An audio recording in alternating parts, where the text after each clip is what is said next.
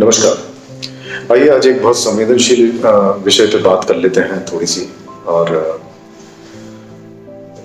ये जो academic failure है या एकेडमिक हिकअप है, जो कि परमानेंट स्टेज नहीं रहती है, टेम्पररी रहती है। कोई भी स्टेज परमानेंट नहीं होती है। या फिर कोई हमें बुली करता है या शेम करता है या हमारी ह्यूमिलिएशन होता है या हमें आर्थिक परेशानी होती है, फाइनेंशियल प्रॉब्लम्स होते हैं, या प्यार में धोखा हो जाता है, रिश्तों में धोखा हो जाता है, या नौकरी चली जाती है, या सिर्फ नाउम्मीद की ही रहती है सुबह से शाम तक, या असहनीय पीड़ा सी रहती है, टर्मिनल इलनेस होती है, या साइकोटिक होते हैं, इम्पल्सिव बिहेवियर होता है, या सोचते हैं कि मेरी जिंदगी दूसरों पर एक बोझ है, या सामाजिक बहिष्कार हुआ रहता है, या फिर घर में या उन रिश्तों में लगातार झगड़े होते रहते हैं, चिढ़ाते रहते हैं लोग आपको, हंसी उड़ाते रहते हैं, तिरस्कृत करते रहते हैं, तुलना करते रहते हैं, या किसी बात का डर समाया हुआ रहता है अंदर, कर्ज होता है हम पर, बात नहीं कर पाते, किसी से शेयर नहीं कर पाते हैं। हमें नहीं मालूम होता है कि कौन अपने अंदर के शैतानों से कुश्ती लड़ रहा है और वो कौन सा हताशा का वो पल एकदम से आएगा, उस पर हावी होगा और वो अपनी जान दे देगा। कहते हैं मरना आसान है, जी कर दिखाओ, और वो कहते हैं मरना अगर उतना ही आसान है तो मर के दिखाओ। वो कहते हैं कि जीना चाहते थे लेकिन रुक नहीं सकते थे। वो कहते हैं कि कोई चुनाव नहीं छोड़ा था। वो कहते हैं कि अकेले थे। वो कहते हैं कि अवसाद में थे, लज्जा होती थी। वो कहते हैं कि अयोग्य, बेकार, निकम्मा सा, रद्दी के टुकड़े जैसा, मूल्यहीन सा लगता था जीवन। वो ये भी कहते थे कि मजबूत हूं, ये दिखाते दिखाते थक गया था, चुरचुरा सा हो गया था जीवन, और बांध सब्र का भी टूट गया था। डरपोक कहते हैं लोग आत्महत्या करने वालों को, तो आए कूदे 15वें माले से, काटे अपनी कलाई की नस खुद अपने हाथों से, या लटके अपने ही बनाए हुए फंदे पर। और जो क्रोध एक अंदर जो इंटरनल बिल्डअप होता है, खुद को नष्ट कर देने वाला क्रोध, कभी कभी वो एंटी सोशल बिहेवियर में दिखता है, कभी कभी माता पिता की ओर दिखता है, कभी कभी हर रिश्ते की तरफ दिखता है, कभी कभी सिस्टम की तरफ दिखता है, वो स्कूल हो, कॉलेज हो, कभी दोस्तों की तरफ दिखता है।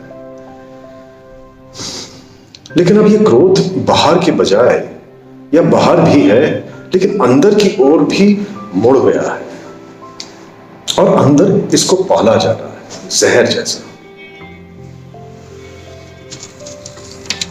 अब मैं तुम्हें रोक तो नहीं सकता खुद को मारने से, और अगर तुम्हें यही चाहिए तो तुम्हें मैं क्या, कोई भी नहीं रोक पाएगा।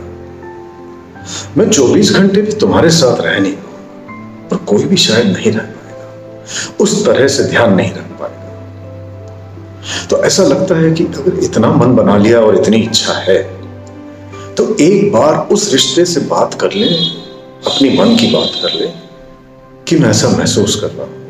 ऐसा कोई तो रिश्ता होगा जीवन में, माँ बाप, पत्नी पति, भाई बहन, दोस्त, प्रेमी प्रेमिका, कोई तो ऐसा होगा, बच्चा कोई तो होगा। किसी का तो आभार प्रकट करना होगा ना तुम्हें, किसी को तो धन्यवाद देना होगा अब तक का, किसी के ऋणी तो होगे, किसी के एहसानमंद तो होगे, कोई तो होगा। इतने स्वार्थी तो नहीं हो सकते तुम। दुश्मन कभी भी अंधेरा नहीं होता, ये उजाला ही है जिसमें सारे दोष दिखते हैं हमारे। कटी फटी उंगलियां, चकत्ते वाले पांव, चेहरा धब्बों से भरा हुआ, या कुछ और भी, ये रोशनी में साफ दिखते हैं बिल्कुल, और छुपने की कोई जगह रहती नहीं।